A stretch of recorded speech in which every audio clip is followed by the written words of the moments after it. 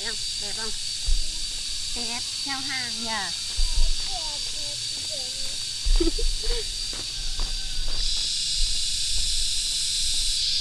Đáng đất của em Nam. Đáng biết.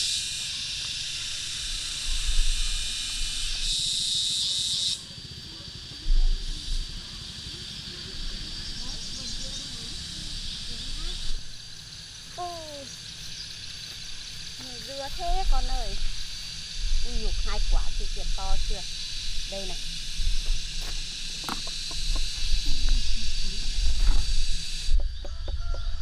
Quả này chín rồi. Đấy. Còn lắm.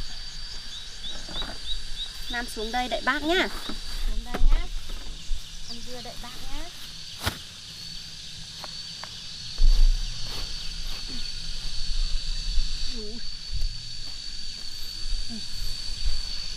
Ui chuột.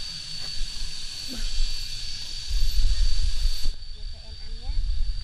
Con ăn dưa không?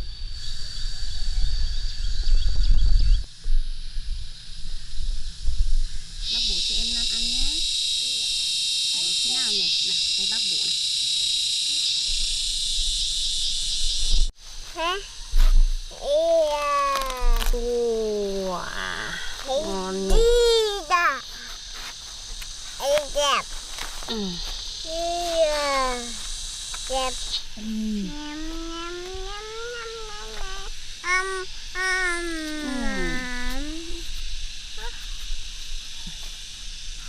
Nói. Ngọt. Này con.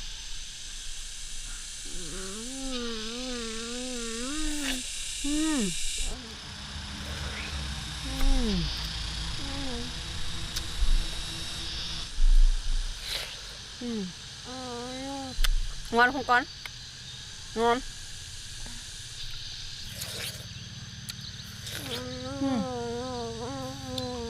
Ngon quá.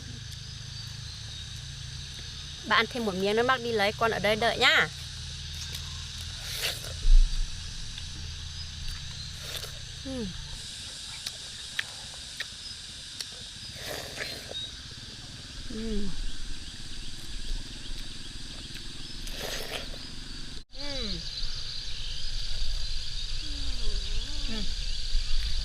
Con ngồi đây. Đây để bác nhá. Bác đi 2 quả nhá.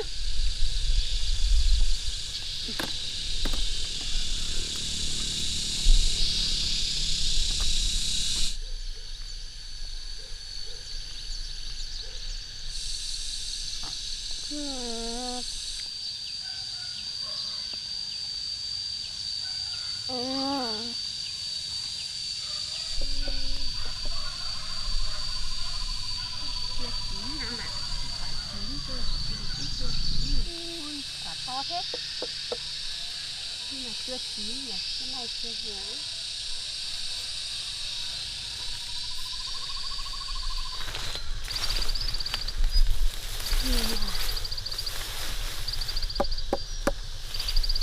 Này cuốn này già chưa?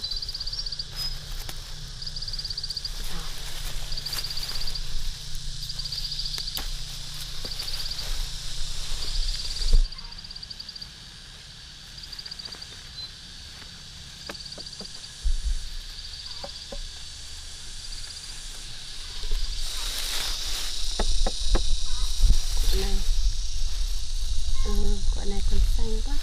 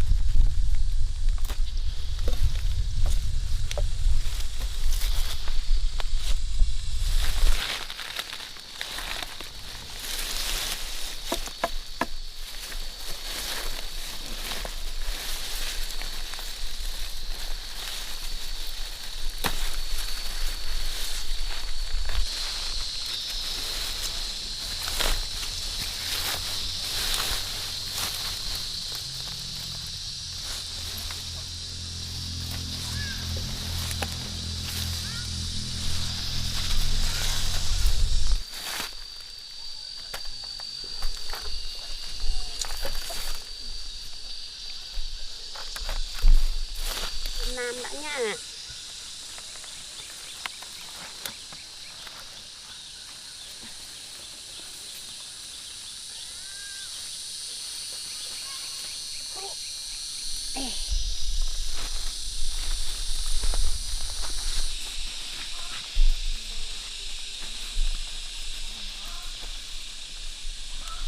Nam ơi, dưa này nắng quá ngồi được trên này tí nhỉ.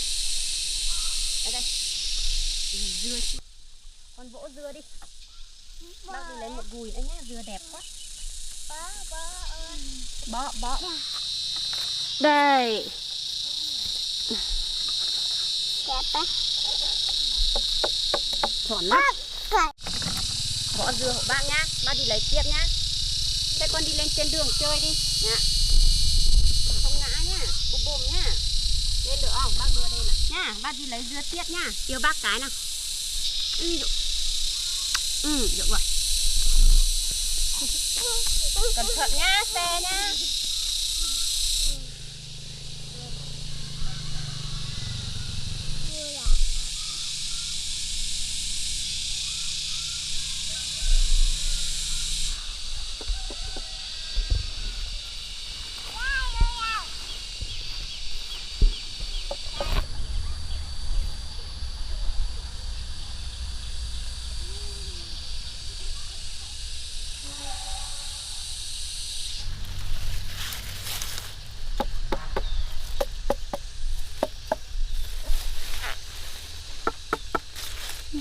Chưa già đâu.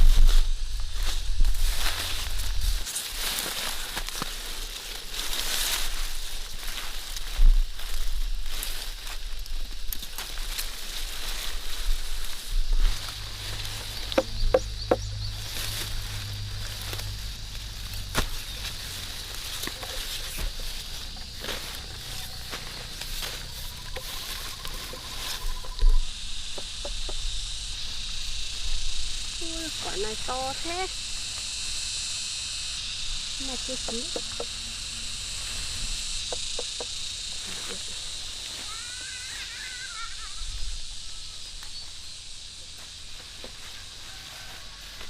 Nó cần gì ăn cái lỗ này.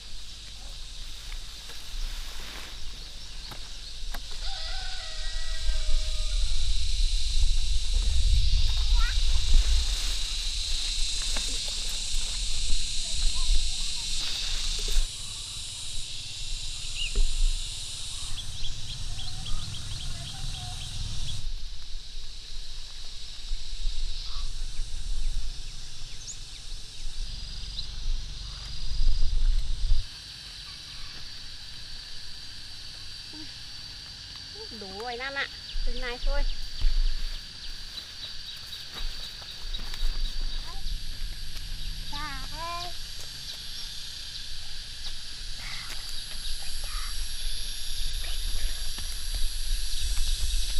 Nam ơi, Nam à, đây đó.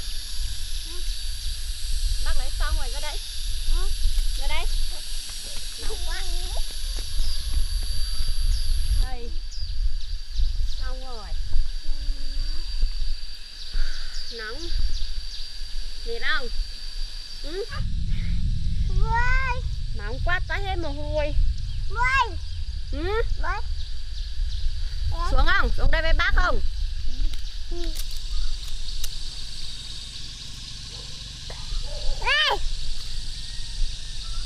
Sao? Hả?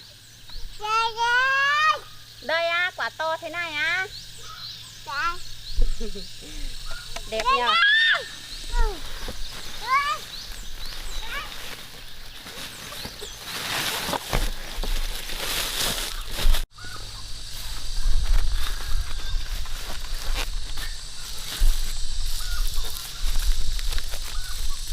Đi chợ lỗ Nam mà. Nặng lắm chắc phải bê lên đấy. Ai ôi. Nặng quá.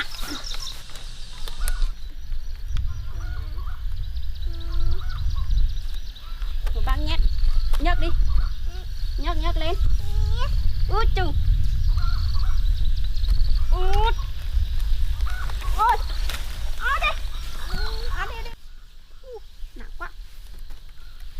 không? Con có sao không? Đau đâu không? Cái này không giữ nữa nhá. Không giữ của bác nữa nhá. Nặng lắm bồ mẹ. Thế con đứng đây. Đứng đây đợi bác. Không được cầm vào của bác nữa nhá.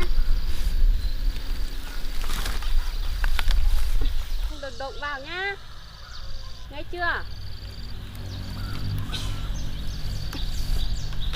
Ngắt.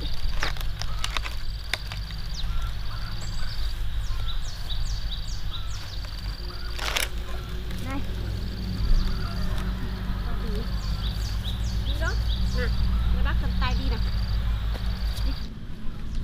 Sợ chưa? Ngã bùm đấy. Bùm đấy.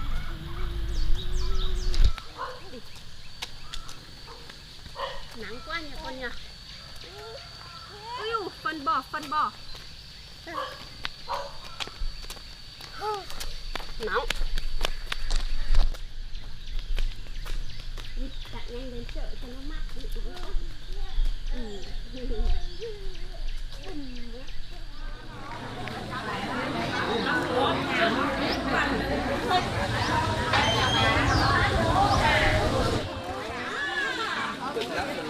Đừng lắm.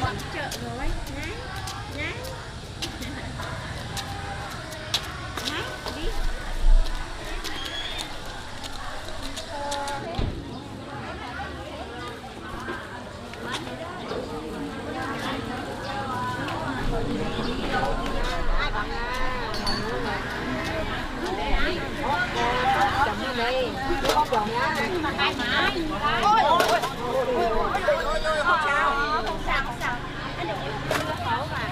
Thái tiếp chiên vừa bán vừa cho.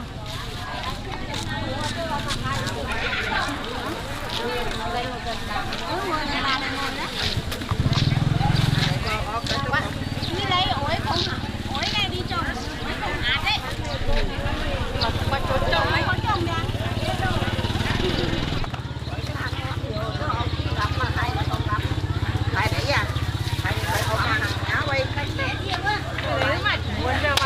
Muôn á? Mình liều sao?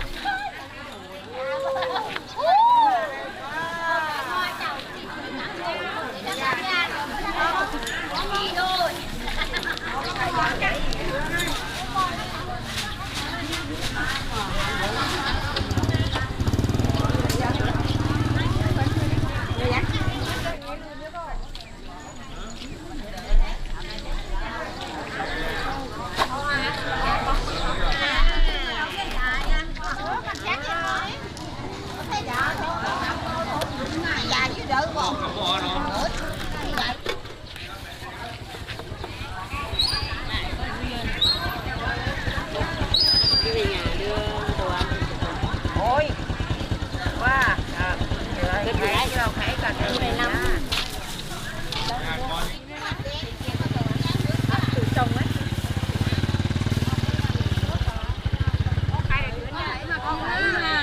Đấy quả nào? Xe không, không tốn mà nó đây.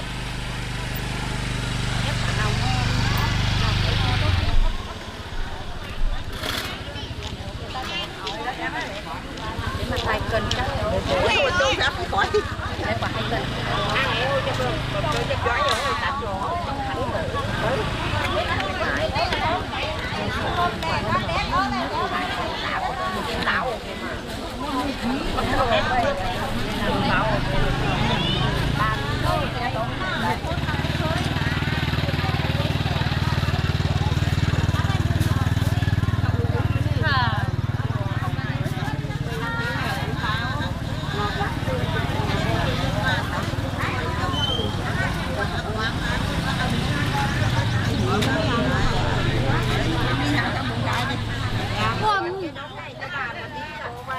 Ê, bố mì vậy?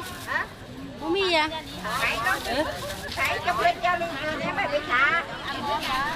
Thế thì chẳng nhiều à?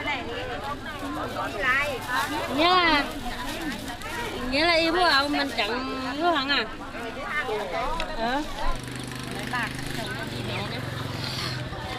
lấy một quả đi ngọt lắm, thật mà cháu không vừa đâu. Cái lũ bé này dân tự trồng thôi. Tầm 3 cân. Cái này gần 3 cân. Rồi. Nhưng mà cái này ngon lắm. Như vàng này ngon lắm, có chứ. Cháu để mấy hôm nó xuống. 2 cân 8. Cháu tân chọn này.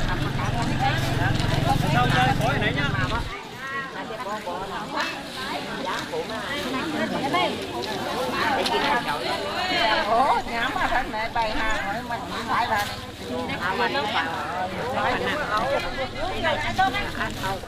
Thế nào? Đây là cái nào mà cái bốn vào. Đây em cần chọn vào ra.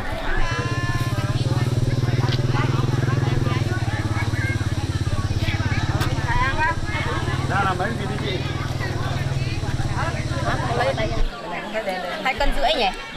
2 cân rưỡi là đâu khái 10.000 đây. Bên khái 2 triệu là 37.000 rưỡi là 37. Mua chuyên bản bây giờ không có gạo. Ôi nhiều rồi là chưa cứng rồi. Bố lấy bây giờ to rồi. Bố nằm con. To rồi. Cái người ta chưa cần lại nhiều bé thì đủ đâu. Phải đâu để có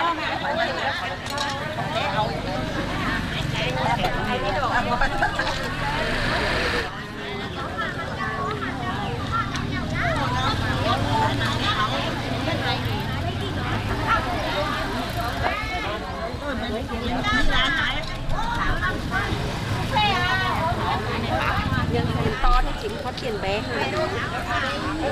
thì còn có 15 người. Em cắt bạch ngọc.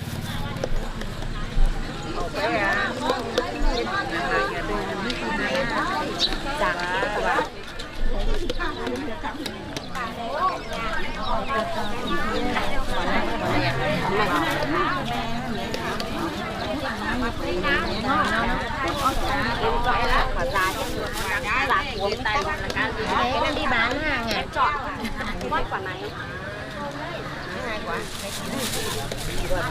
2 quả cân riêng là cân riêng.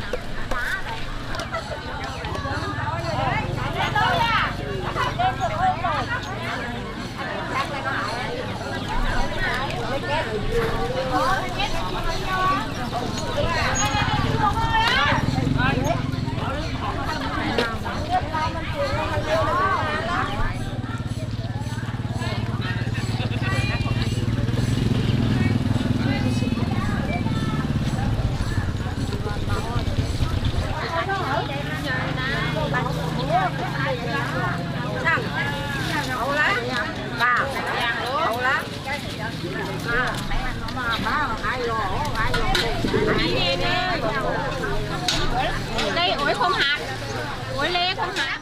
Chỗ mình trồng mình có hạt đây nó lên đây có lên. Nó phiêu cá đây.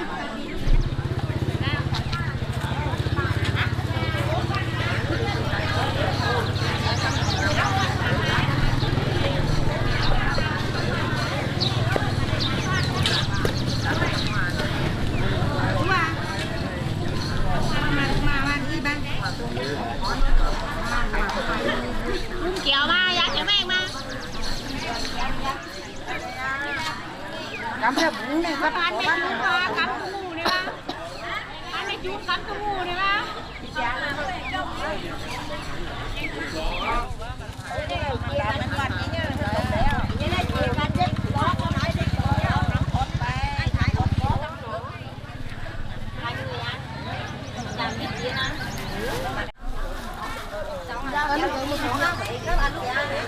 Anh nè, áo này. Cái ngon, hành cắt. thằng ma phải hư mang này cả Mê hại hết cô mê. Ba lấy quả nào ấy?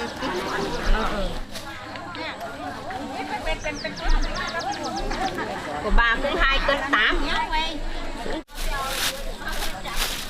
Bà đây hôm thực hiện con khay của bà đó, có năm đứa ngồi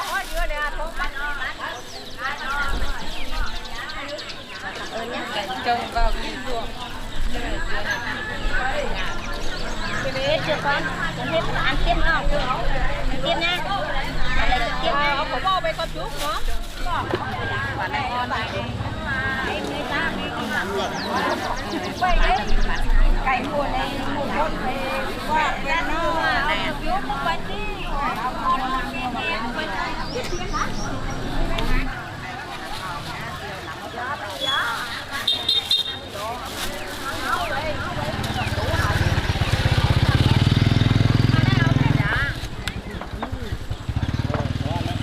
Để váng biết tên rác đâu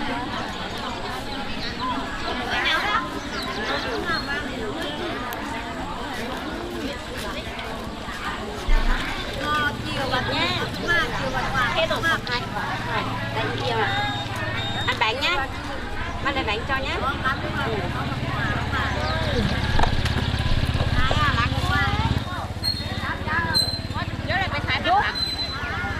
ngồi đây bắt cho ăn bánh này ngồi đây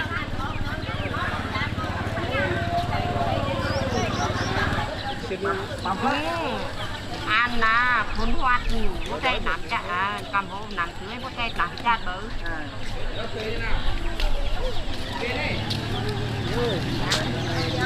nè ra con chết làm cầm hai tay mang thêm cốc ăn cắt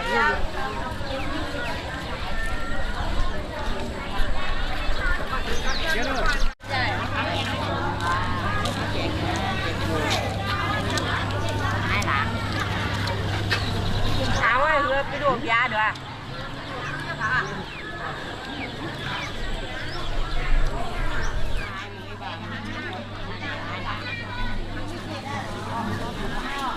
cô chủ ơi, quát lên. Thế bà cũng thế. Ăn vào thì nó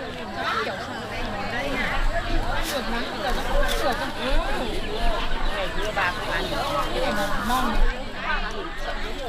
Không, ăn được không phải đâu. Con này, cái này đánh cháu chồng. Cái này chồng còn ăn cái này nó không chặt. Anh này hả? Anh này cho chào bọn nó bác thái đấy. Còn bác thái. Có cái này chết đó đấy. Nó lại thì quá chết nó lại vào cái thái nó chú.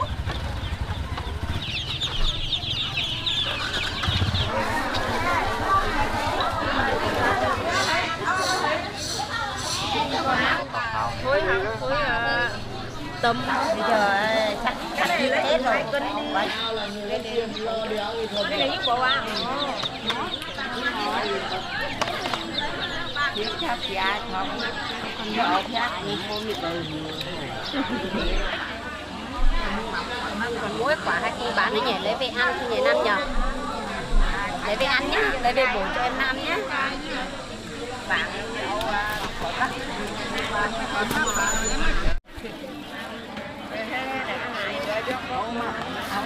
dạ còn lắm mà để hôm này may chỉ có này còn anh để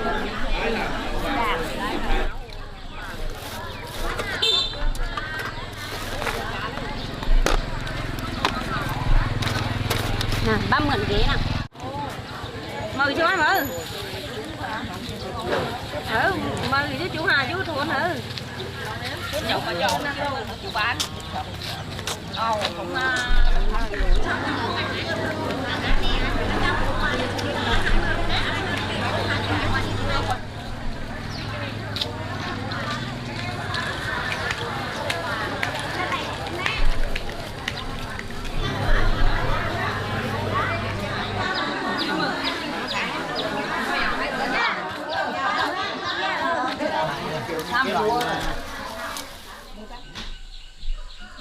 còn điện thế này nữa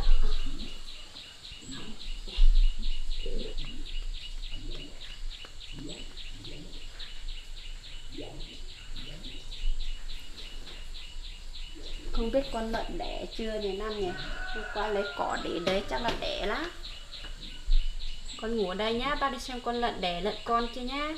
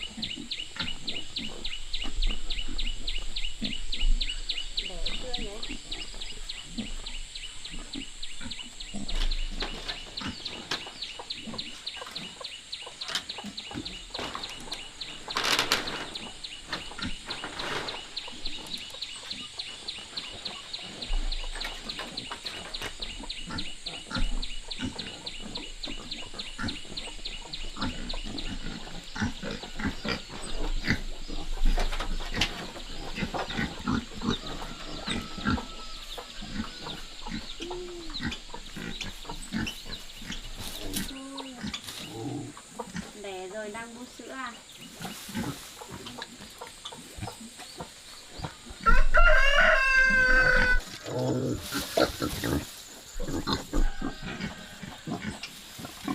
Một, hai, ba, bốn, năm, 6 con. Còn chưa đứt dây rốn này.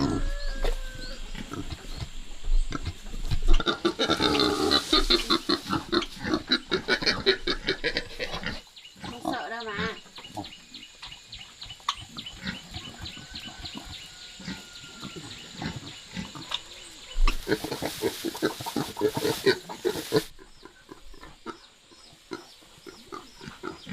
Trời âm u này sắp mưa rồi hay sao ấy, tí nữa con sẽ ướt à.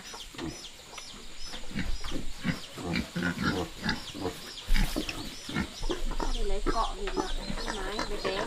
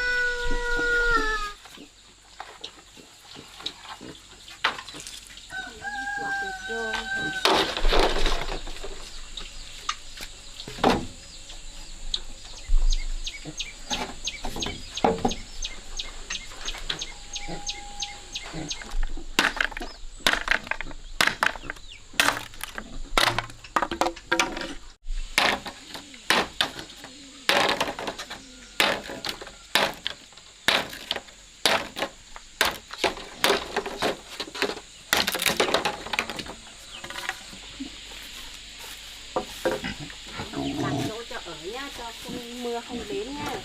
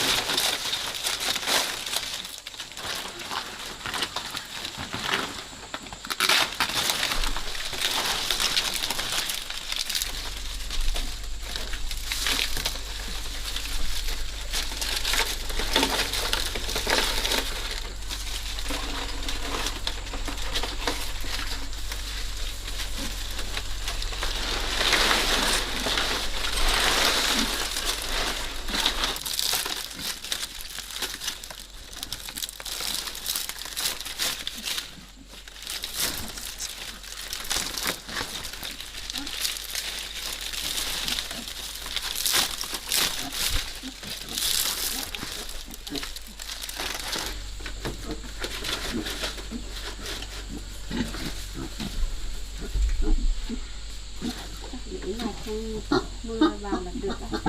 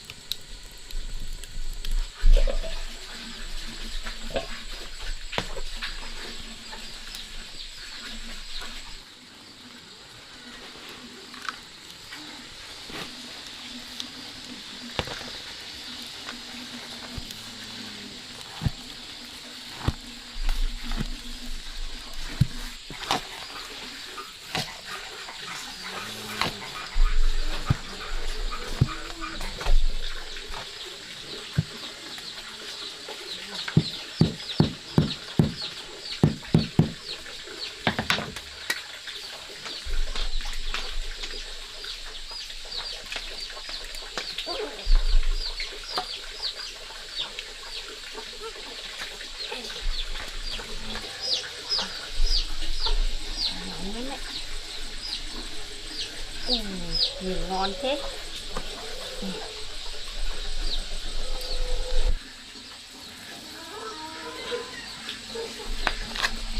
Chắc tính này thôi.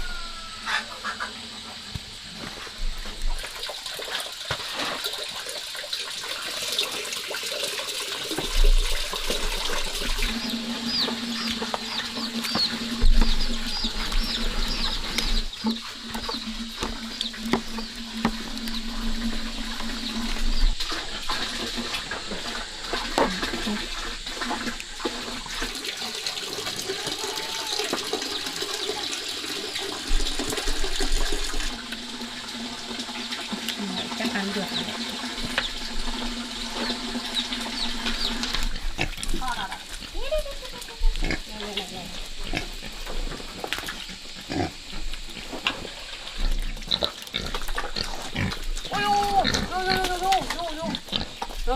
Đó cho mẹ để ăn thôi. Nào đi ra ăn nha. Ăn ngon và để có sữa cho con bú nha.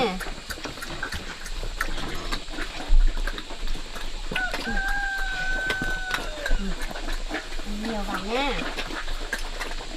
Nó ngon lắm đấy.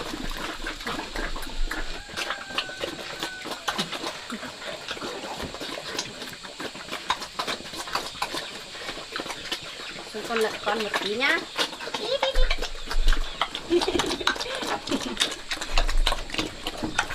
Đáng yêu thế nhỉ. Đáng yêu thế nhỉ. Bao nhiêu con? 1, 2, 3, 4, 5, 6 con. Em Nam mà không ngủ nhìn thấy cái lũ lợn con này chắc thích lắm đây. Đây. Ngủ nữa.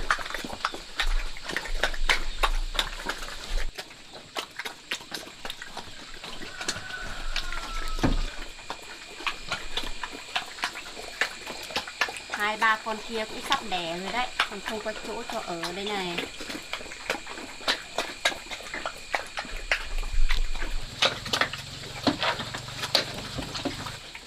Ăn hết đi nhá. Hết rồi không có nữa đâu. Đi xem ông Nam ngủ dậy chưa.